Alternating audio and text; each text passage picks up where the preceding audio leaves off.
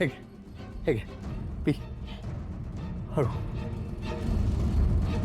आई मला आवाज द्यायचा ना, तू कशाला उठलीस? आई तू पड.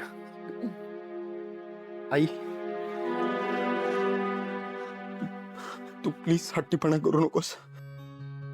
हे बघ मला तुझा राग कळतोय, मला हेही माहितीये की तुला मी इथे नकोय, पण आता इथे माझ्याशिवाय दुसरं कोणीच नाहीये. सगळे बाहेर गेलेत कामासाठी. त्यामुळे आता तुला जे काही हवंय ते मला सांग.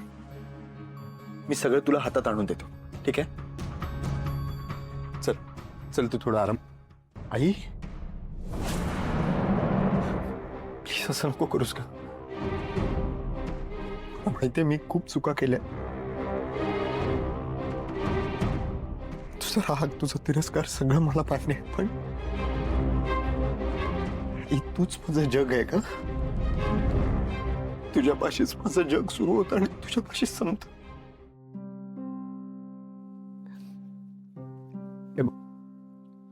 प्लीज मला आजच्या दिवस तुझी काळजी घेऊ दे. मुलगा म्हणून नाही तर ऍटलिस्ट घरातला नोकर म्हणून तरी, पण प्लीज आजच्या दिवस ऐक माझा. तुला त्रास होताना मी नाही बघू शकत. प्लीज चल आडवी हो थोडस. गोळ्या. हा गोळ्या. गोळ्या? कुठल्या गोळ्यात? सावित्रीला माहितीये.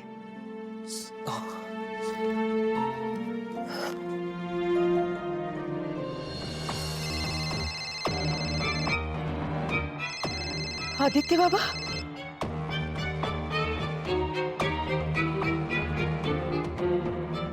तू सावित्री कुठे होतेस तू?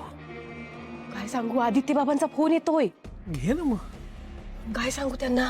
घे तर खरं, घे ना. हो हो हो. हॅलो आदित्य बाबा बोला. हॅलो हॅलो सावित्री आत्या, आईची गोळ्या घ्यायची वेळ झाली आहे. ॲक्च्युली मला माहित नाही कुठल्या गोळ्या, तर आई म्हणत होती की तुला माहिती आहे त्या सगळ्या गोळ्या. कुठली गोळी आहे जरा सांग ना मला. त्याला सांग खाल्ल्याशिवाय अहिल्याला गोळ्या देऊ नकोस. बर. आदित्य बाबा मी काय म्हणते, आता नाही देता येणार गोळ्या त्यांना.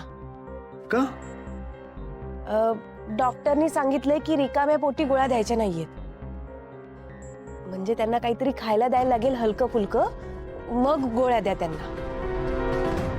बरं ठीक आहे, मी तिला काहीतरी खायला देतो आणि मग गोळ्या देतो. Okay thank you.